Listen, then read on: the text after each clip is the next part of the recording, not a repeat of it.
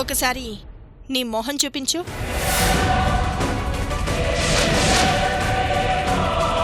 పని మనిషితో మాట్లాడేటప్పుడు మా అమ్మాయి అలాగా, మా అమ్మాయి ఇలాగా, చిన్నప్పటి నుంచి అలా పెంచాం ఇలా పెంచామంటూ నా గురించి తనకి చెప్పండి. అది 100 మందికి చెప్తుంది. మీకు అమ్మాయి లేదు అనుకునే వాళ్ళు కూడా ఉందని మెంటల్గా ఫిక్స్ అయిపోతారు.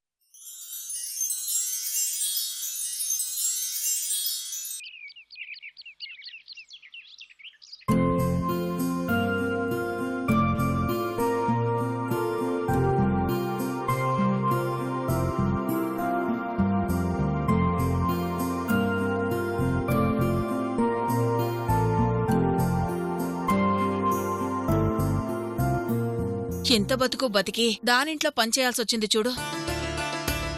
పని చేస్తుంది దాని పని పట్టడానికే కదమ్మా.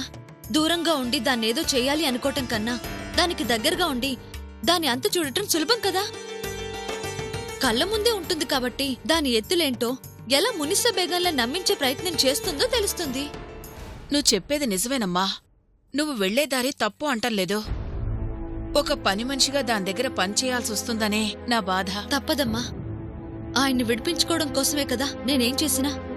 నా భర్త కోసం నేను పడే కష్టం కూడా నాకిష్టమే. ఇంత కష్టపడుతున్నావు. ఈసారి ఖచ్చితంగా నువ్వు అనుకున్నది సాధిస్తావమ్మా. ఆ ఊర్మిళ అసలే మంచిది కాదమ్మా. నువ్వు జాగ్రత్తగా ఉండు. సరేమ్మా, వెళ్ళొస్తాను. అలాగేనమ్మా. సావిత్రి, ఒకసారి నీ ఫోన్ ఇవ్వు. ఎందుకు బావా? నీ ఫోన్లో ఒక నెంబర్ ఫీడ్ చేయాలి. ఎవరిది? షీ టీం వాళ్ళ నెంబర్ ఇది. ఆడవాళ్ళని రక్షించడం కోసమే ఏర్పాటు చేశారట. అయితే ఆ నంబర్ నాకెందుకు బావా? ప్రమాదంలో పడ్డ తర్వాత ఏం చేయాలని బాధపడటం కన్నా ముందుగానే మన జాగ్రత్తలో మనం ఉండటం మంచిది కదా. జాగ్రత్తగా ఉండాలని ఫోన్ నెంబర్ పెట్టుకుంటే ప్రయోజనమే ఉంది.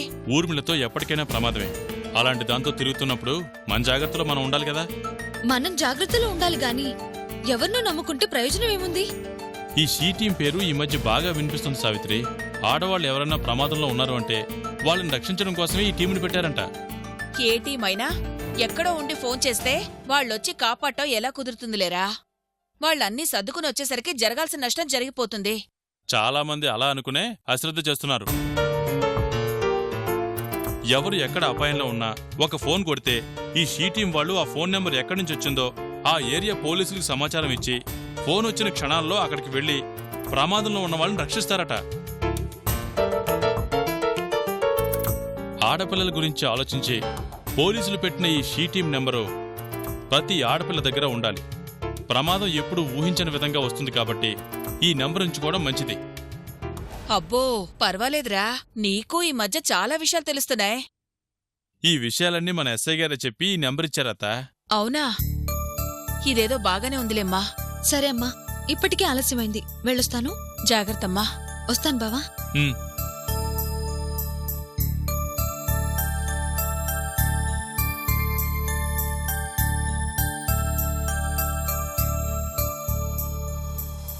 నా బిడ్డకి కష్టాలు తీరేదెప్పుడో నాకు అర్థం కావడం లేదు.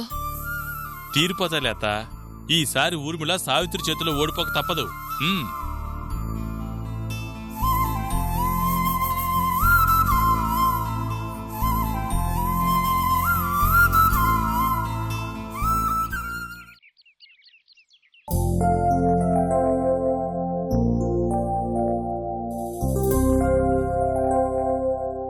మాజీ, ఇవాళ ఉతకడానికి బట్టలు ఉన్నాయా? నిన్ననే ఉతికావు కదా, అంతలోనే బట్టలు ఎలా వస్తాయి? సరే, మధ్యాహ్నం తినడానికి ఏమీ చేయమంటారు? అవి తర్వాత. ముందు చేతులు కడుక్కుండ్రా, టిఫిన్ పెడతాను. ముజే నక్కో మాజీ, ఇంటి దగ్గరే చద్దన్నం తినొచ్చాను. సరే, టీ ఇస్తాను, తాగుదు గాని ఈ లోపు ఇల్లు చిమ్ము. ఠీకే మాజీ.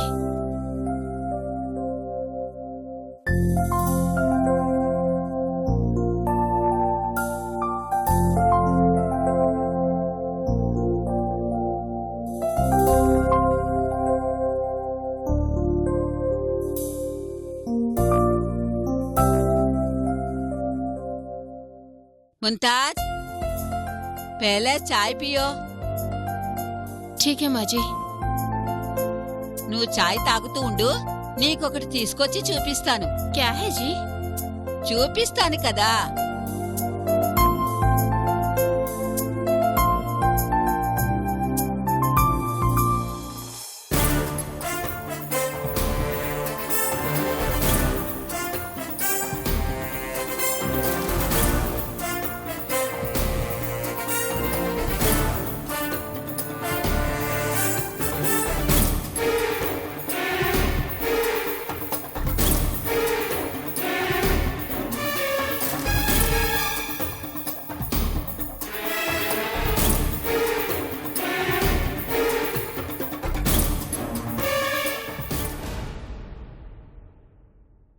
చాయ్ ఇంతలోనే తాగేశావా?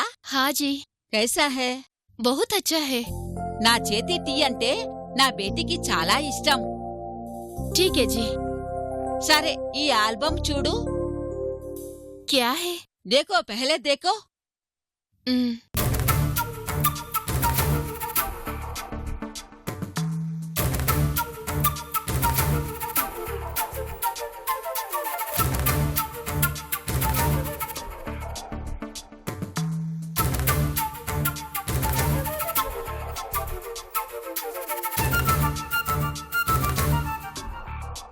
దేకో దేకో.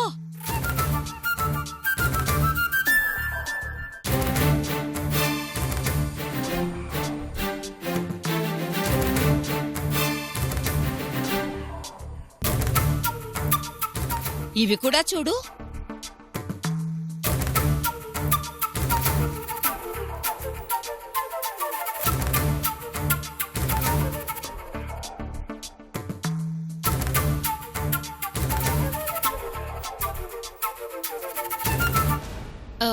ఈ ఫోటోలు ఎవరివి మాజీ?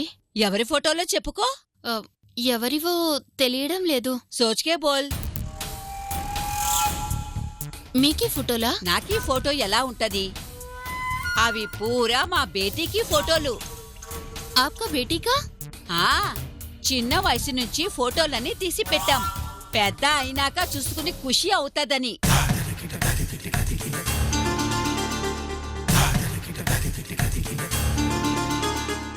बहुत अच्छा है माजी।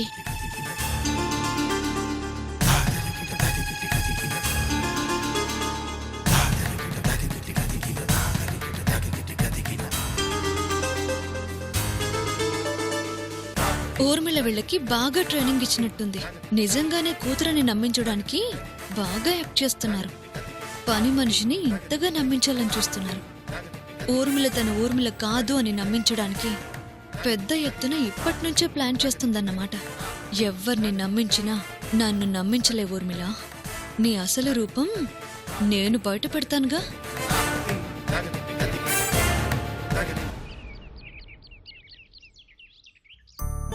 పోన్లేండి, మంచి మాట చెప్పారు. అత్తయ్య గారు కోలుకుంటున్నారు అంటే అంతకన్నా కావాల్సిందేముంది? పేరుకిక్కడ ఉన్నానే గాని మనసంతా అక్కడే ఉందండి. అత్తయ్యకి ఎలా ఉందో ఏంటోనని రోజూ బాధపడటం తప్ప ఏం చేయలేకపోయాను. మొత్తం మీద మన ముత్యాలమ్మ దయ వలన అత్తయ్య ఆరోగ్యం కుదుటపడింది. సరే, అత్తయ్యని అడిగానని చెప్పండి. ఉంటానండి.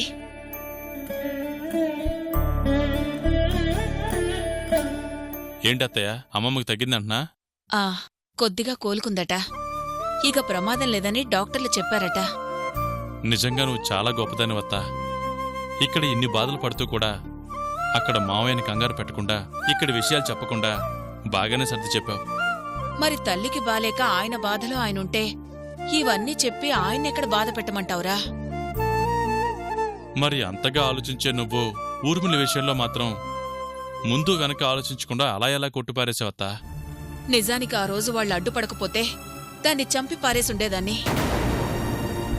కళ్ల ముందు అది కనిపించగానే ముందు వెనక ఆలోచించాలి అనిపించలేదు. కష్టపడ్డానికే పుట్టిందా అన్నట్లు పెళ్ళైన దగ్గర్నుంచి దానికి కష్టాలు మొదలయ్యాయి. అది పడిన ప్రతి కష్టానికి కారణం ఆ ఊర్మిళే.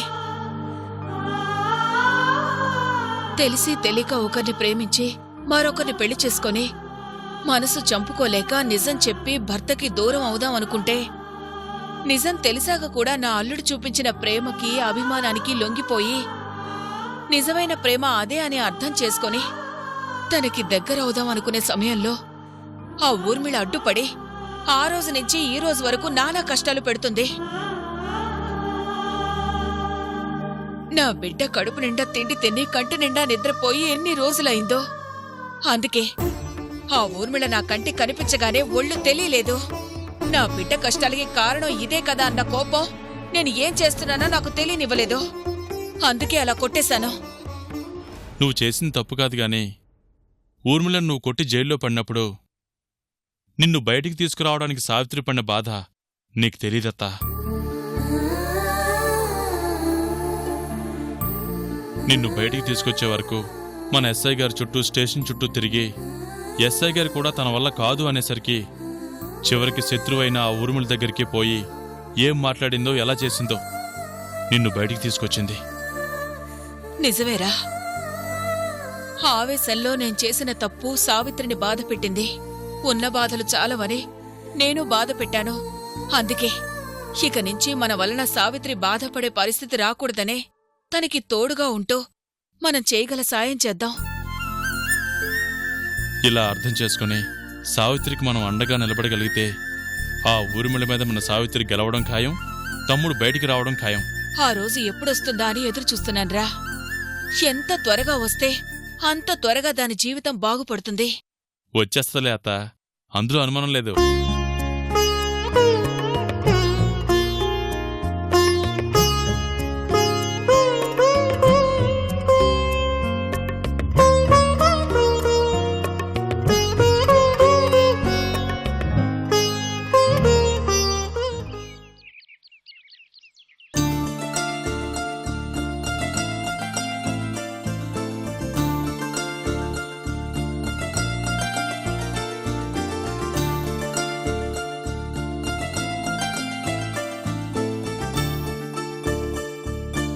मुमताज, जी माँ जी। काम हो गया? हाँ हो गया माँ जी। అచ్చా ఠీకే. ఇంటికి వెళ్ళేటప్పుడు ఆ ఐరన్ షాప్ అతన్ని వచ్చి బట్టలు తీసుకెళ్లమని చెప్పు. రేపు మీ సారు వేసుకోవడానికి ఇస్త్రీ బట్టలు లేవు. అలాగే माँ जी।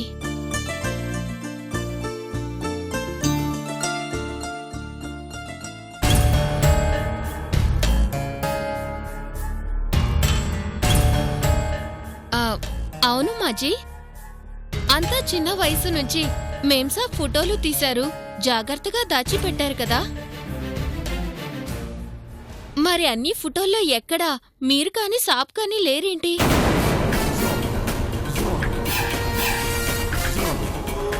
అన్ని ఫోటోలు దిగినప్పుడు ఒక్క ఫోటో అయినా మీతో పాటు దిగలేదా? నాకే తెలిసి పిల్లల ఫోటోలు ఎన్ని తీసినా కొన్ని ఫోటోల్లో అయినా మా బాబ్కి సాత్ దిగుతారు. అలాంటిది ఆప్కే బేటీకి సాత్ ఏక్ ఫోటో భీ నహీ. అంటే మీతో పాటు ఒక్క ఫోటో కూడా లేకపోవడం ఆల్బంలో లోటుగా కనిపించింది మేం సాబ్. అందుకే చెప్తున్నాను మాజీ.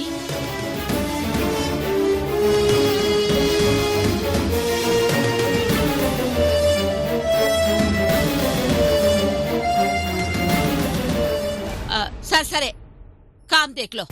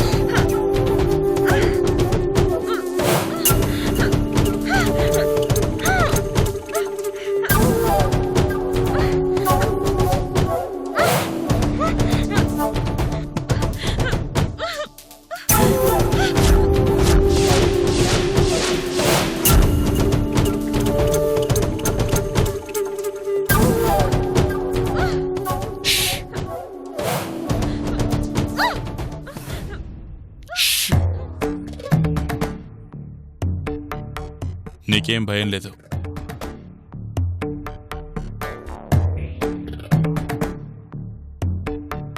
మాతో చిన్న పని అవడం కోసం నిన్ను ఇలా ఇబ్బంది పెట్టక తప్పలేదు.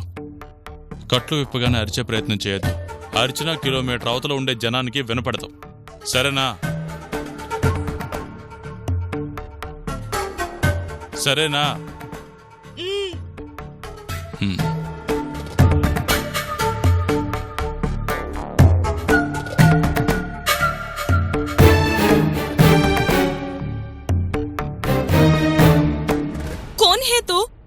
నాకే ఎందుకు ఇట్లా కట్టేసినావు? నువ్వు పని చెయ్యాలి అనుకునే ఇంట్లో మాకు పనుంది, అందుకే నిన్ను ఇక్కడ కట్టేసి ఆ ఇంట్లో నీకు బదులు మా మనిషి వెళ్ళింది. ఇళ్లల్లో పని చేసుకునేదాన్ని మీరు అట్లా చేస్తే నాకు చెడ్డ పేరొస్తాది. నాకీ ఇట్లా దాచిపెడితే మీకు ఏమొస్తుంది? నాకీ వదిలిపెట్టండి. ప్రస్తుతానికి నిన్ను వదలడం కుదరదు. మీకీ గురించి నేను ఎవరికి ఏమీ చెప్పను. నువ్వు చెప్పవు, కానీ నువ్వు బయట కనిపిస్తే మా ప్లాన్ మొత్తం ఫెయిల్ అయిపోతుంది. అందుకే మా పని పూర్తయ్యే వరకు మా అతిథిలా నువ్విలా ఉండిపోవాల్సిందే.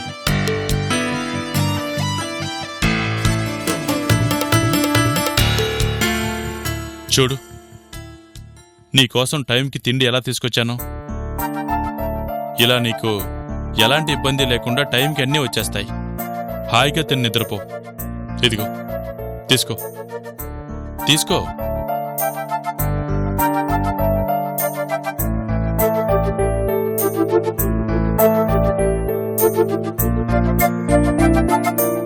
అందులో ఏం కలపలేదులే. ఇప్పటికే బాగా ఆకలేస్తుంటుంది, మొహం పడకుండా తినే.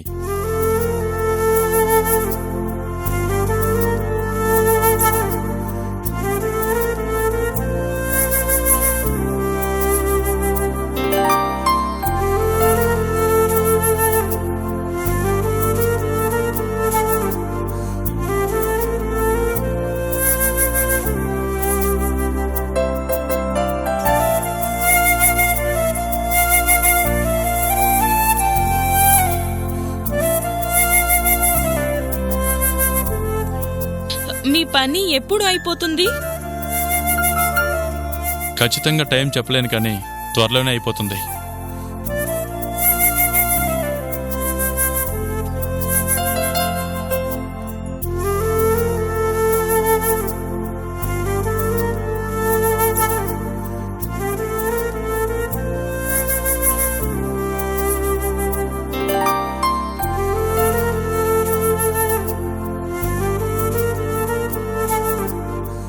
ఉంటాను.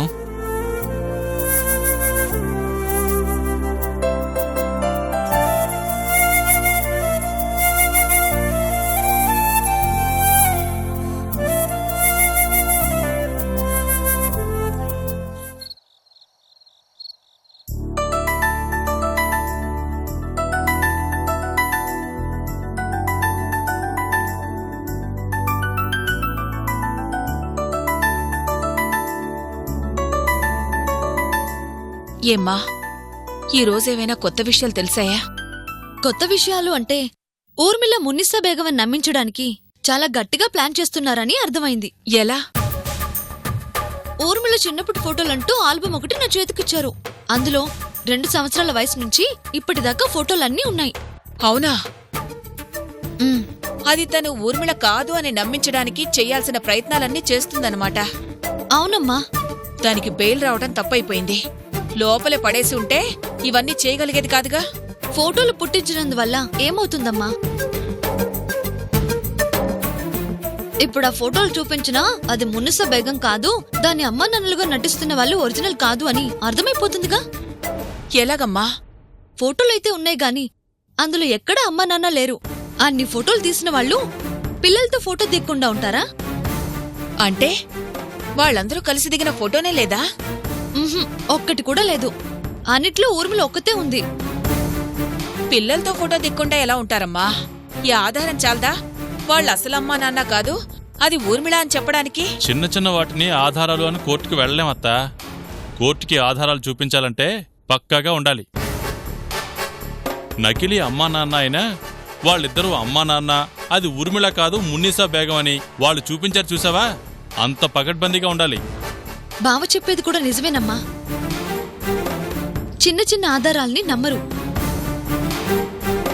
పైగా తిమ్మిని బమ్మిని చేయగల లాయరు వాళ్ళ చేతిలో ఉన్నాడు. అతను కూడా మాట్లాడలేని ఆధారాలు సంపాదించాలి.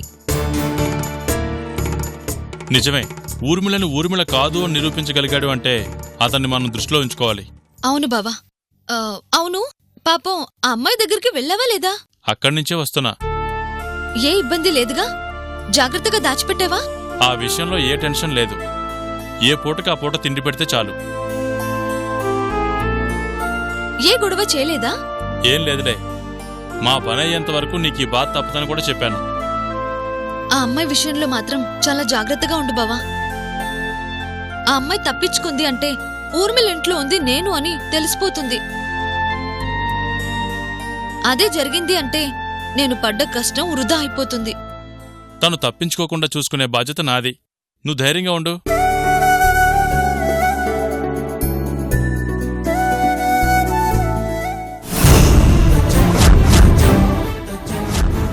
ఏం చేస్తున్నావు నా గదిలో?